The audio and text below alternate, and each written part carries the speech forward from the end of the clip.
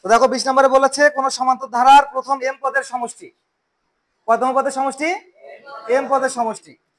এবং প্রথম n পদের সমষ্টি হচ্ছে m হলে এর প্রথম m প্লাস n তম পদের সমষ্টি কত? তাহলে তোমরা ধরবা, ধরি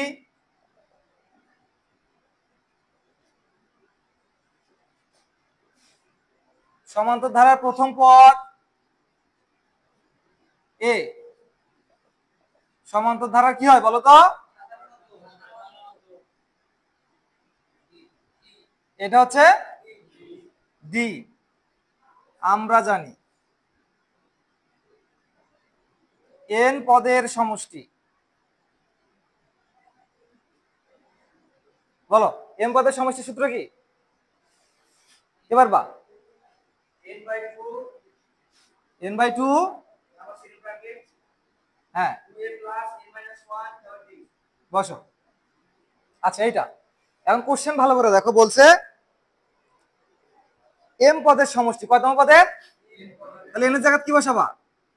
m পদের সমষ্টি, তাহলে কি হবে m/2a প্লাস n এর জায়গায় কি বসাবা? বুঝতে পেরেছো? আচ্ছা এরপর হলো সত্য মতে। দেখো এই যে এটা দেখো তো আমরা কি বের করছি, n পদের সমষ্টি না? তোমার কোশ্চেনে দেওয়া আছে n পদের সমষ্টি, n পদের সমষ্টি দেওয়া আছে হচ্ছে m, কি দেওয়া আছে? তাহলে এই মানটা সমান হচ্ছে কি হবে? m n/2 2a plus n minus 1 into d, এটা সমান কি হবে? এই 2 টা কি ভাগ অবস্থায় আছে না? পার করে দিলে কি হবে? তাহলে থাকলো কি n into 2a plus n minus 1 into d, এই 2 পার করে দিলে হবে গুণন। আচ্ছা অতএব nটা কি গুণ অবস্থায় আছে না? পার করে দাও, কি হবে? 2a plus n minus 1 into d equal, এটা পার করে দিলে কি হয়? ভাগ হয়ে যায়। এটাকে দাও সমীকরণ নম্বর কত? আচ্ছা সেম ভাবে এটা দেখো তো কি m পদের সমষ্টি না? আচ্ছা তাহলে এই মানটা m/2 2a plus n minus 1 into d, এই মান সমান তোমার বইয়ে দেওয়া আছে n, কি দেওয়া আছে? এই যে অথবা m into 2a plus n minus 1 into d। এখন দেখো এই 2টা কি ভাগ অবস্থায় আছে না? আচ্ছা এটা পার করে দিলে কি হবে? এই যে 2n, অতএব 2a plus n minus 1 into d।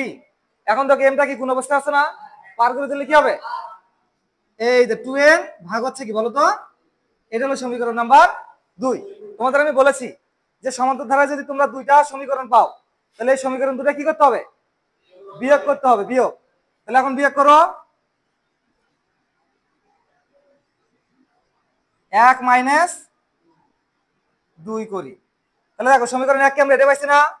দেখে দেখে দেখো 2a plus n minus 1 into d, এটা সমান দেওয়া আছে 2m/n।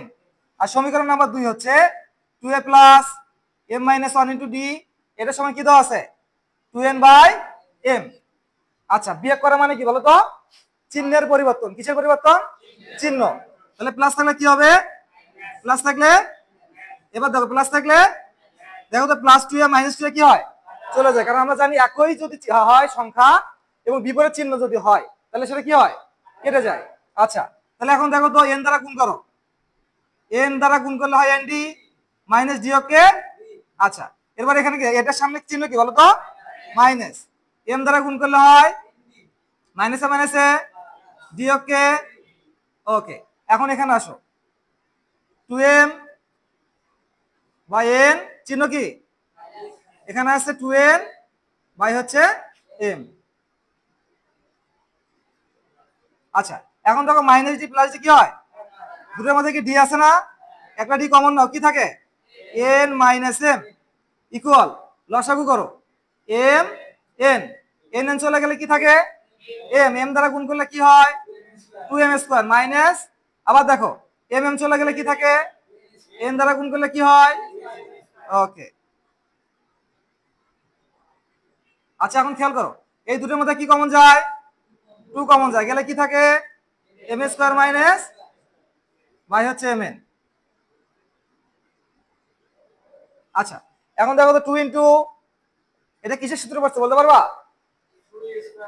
a স্কয়ার মাইনাস, তাহলে সূত্র কি a plus b a minus divided নিচে আছে কি m n। আচ্ছা এরপর খেয়াল করো d সমান, তাহলে উপরে যা আছে 2 into m plus n m minus n divided নিচে আছে m n। একটা বিষয় খেয়াল করো তো, এখানে কি n মাইনাস m আছে না? এখানে দেখো তো কি আছে m মাইনাস n আছে, মানে সংখ্যাটা কি একটু উল্টাপাল্টা করে দেওয়া আছে না? তাহলে এটা আমরা কি করব সাজাই লিখবো। এই সাজানোর জন্য সামনে একটা মাইনাস চিহ্ন আসবে, কি আসবে মাইনাস চিহ্ন, অর্থাৎ আমরা মাইনাস কি করতেছি কমন নিচ্ছি। আচ্ছা তাহলে সেই সুবিধা আমরা লিখতে পারি, এটা কি গুণ অবস্থা আছে না, পার করে দাও, দিলে কি হবে, তাহলে হবে m মাইনাস n। দেখো mটা কি সামনে আসছে, nটা কি পিছনে গেছে না, এটার সাথে কি করা হয়েছে মাইনাস কমন নিচ্ছি, ঠিক আছে। এখন দেখো এই যে m মাইনাস n কি হয় কেটে যায়, তাহলে d সমান ফাইনালি কি থাকে minus 2 into m plus n divided নিচে আছে mn। এটা কেবল কিসের মান বের হলো বলো তো, d এর মান। আচ্ছা এইভাবে আমরা কি করব, এই যে d এর মান বের করে ফেলছি না, এখন আমাদের টার্গেট হচ্ছে এর মান বের করব। এটা একটু উঠাই নাও আগে।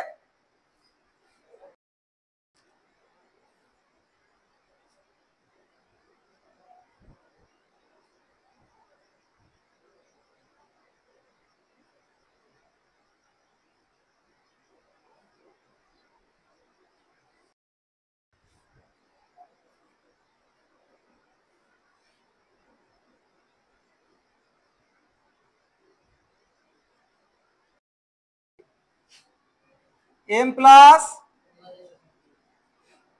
পদের সমষ্টি। আচ্ছা কিছুক্ষণ আগে তোমরা সূত্র শিখলা না, n/2 2a plus n minus 1 into d। তাহলে এখন ঠিক n এর জায়গাতে কি বসাবো বলো তো, m প্লাস n বসাবা, বাই 2 2a প্লাস, এরপর দেখো আবার n এর জায়গাতে কি বসাবা, m plus n minus 1 into কি বলো তো d।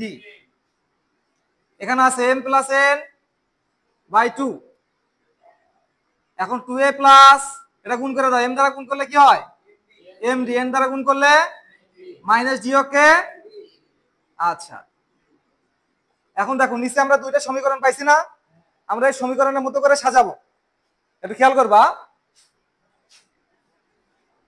m plus n by 2 যদি আমরা এটাকে ফলো করি, ঠিক আছে কি আছে দেখো তো 2a plus n minus 1 into d। তাহলে খেয়াল করো এই যে n d আছে না আর d আছে না, এই d d মিলে কি একটা d কমন, তাহলে কে থাকে n মাইনাস 1, আর এখানে কে আছে 2a, বুঝতে পেরেছো? আচ্ছা আর সাথে বাকি থাকলো কে বলো তো md। আচ্ছা এরপর খেয়াল করো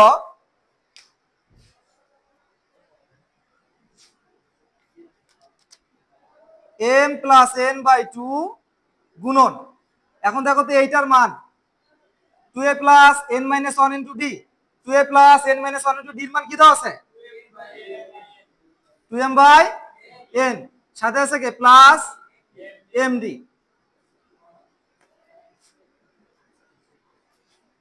এরপর এখানে আছে m প্লাস n বাই 2 গুণন, এখন দেখো এখানে হচ্ছে 2m, তাহলে 2m বাই হচ্ছে n, সাথে আছে কি দেখো d এর একটা কি মান আছে না, d এর মানটা পাইছো, এই যে plus m into d, d এর মান আমরা পাইছি কি minus 2m plus n divided কি বলো তো mn, m plus n by 2 গুণন। এখন খেয়াল করো